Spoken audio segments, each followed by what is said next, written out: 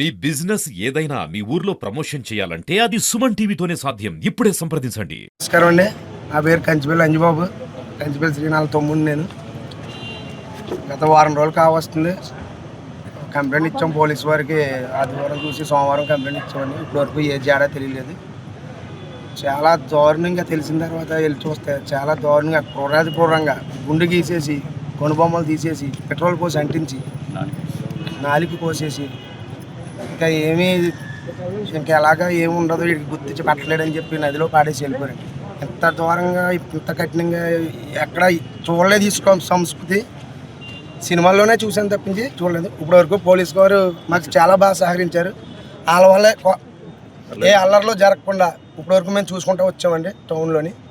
కానీ చేయి జారిపోయింది. కొంతమంది నాయకులు ఎవరో అధికార జయలక్ష్మి వెంకటలక్ష్మి నాకు తెలియట్లేదు.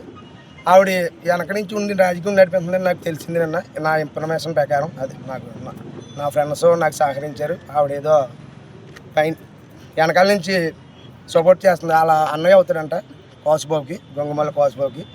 ఈవిడ చాలా నెట్వర్క్ చేస్తుంది. అవి అయితే మాకు నిజమైతే అదైతే శిరోమండలం చేసేసి బొమ్మలు కోసి పెట్రోల్ వేసి అంటించి చెప్తారు.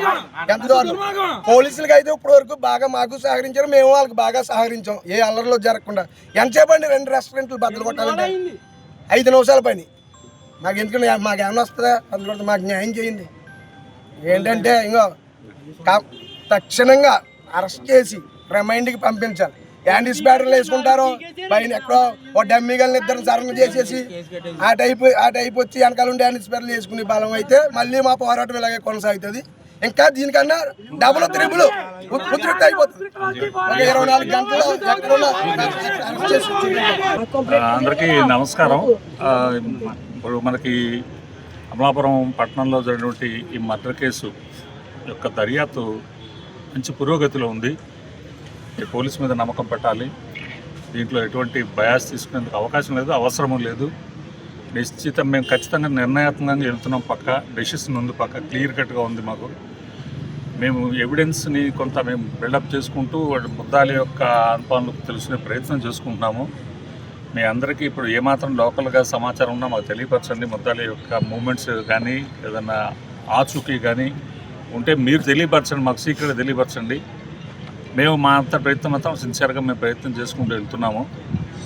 ఖచ్చితంగా ముద్దాయిని పట్టుకోవడం జరుగుతుంది. నెంబర్ 1. పట్టుకున్నారు సార్? ఎవరిని పట్టుకోవడం లేదు. ఇంకా అప్పుడే మనం ముందు చెప్తాము. ఎందుకంటే ఎఫ్ఐఆర్లో ఉన్న పేర్లే కావాల్సిన అవసరం లేదు. ఇంకా కొన్ని పేర్లు కూడా ఉండే అవకాశం ఉంది. కాబట్టి మనం అప్పుడేమీ దర్యాప్తు కంప్లీట్ అవ్వకుండా ఎటువంటి మనం రెగ్యులేషన్స్ చేయడం మంచిది కాదు. సో మనం దర్యాప్తులో పురోగతి అయితే ఉంది. అనుమానాలు పెట్టుకోవద్దు. ముఖ్యంగా డిసీజ్డ్ పార్టీ ఎవరైతే విక్టిమ్ సైడ్ బంధువులు, భార్య కానీ బ్రదర్ కానీ పేరెంట్స్ కానీ చెల్లెలు కానీ వాళ్ళు ఎవరైనా సరే అటువంటి అపోహలు పెట్టుకోవద్దు. మీరు ఎంత బాధపడుతున్నారో మేము అంతే బాధపడుతున్నాము. మా హయాంలో అటువంటి మర్డర్ జరిగిందని. ఖచ్చితంగా ఎటువంటి పరిస్థితులను ముద్దాలను అయితే మాత్రం వదిలిపెట్టే ప్రసక్తి లేదు, అనుమానం లేదు మీకు. మేము ఆ ట్రాక్ వెళ్తున్నాము. ఈ తర్వాత అపోహలకు గురి కావద్దు. నేను ఇప్పుడు ఈ కుర్రాడు మాట్లాడుతున్నాడు, అంజీ కదా అతని పేరు, అంజీ ఇప్పుడు మాట్లాడుతున్నాడు శిరోమండనం చేశారు, అవి చేశారు. ఇవన్నీ అపోహలు పెట్టుకోకండి. మర్డర్ జరిగిందనేది వాస్తవం. అతన్ని ఖచ్చితంగా పొడిచి చంపారు. కర్ర లాంటి ఫ్రంట్ ఆబ్జెక్ట్తో కొట్టి చంపారు అనేది మాకు క్లియర్ కట్గా ఉంది. అది మళ్ళీ ఆ శవాన్ని శిరోమండనం చేయాల్సిన అవసరం లేదు. శవం నానిపోయి చాలాసేపు నెలలో నానినప్పుడు అలా జరుగుతుంది. పోస్ట్ మార్టం మీకు తెలియదు. పోస్ట్ మార్టంలోని కొన్ని పరిణామాలు కొన్ని వస్తుంటాయి. ఆ దాంట్లో భాగంగా జరిగింది తప్ప మరొకటి లేదు. కానీ ఇది 100% వాస్తవమైన మర్డర్.